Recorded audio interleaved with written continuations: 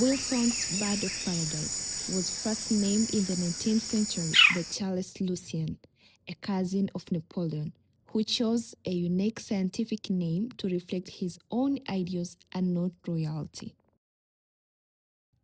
Its scientific name is Diphyllodes respublica, live in the rainforest of Indonesia in Waigo Island.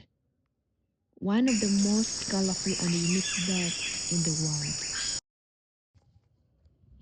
Do you know what is so special about this bird? The male has a bright blue head, green body, and yellow mantle feathers, unlike almost any other bird on the earth. Males create small display coats on the forest floor and perform elaborate dance to attract females, making them a favorite for nature filmmakings.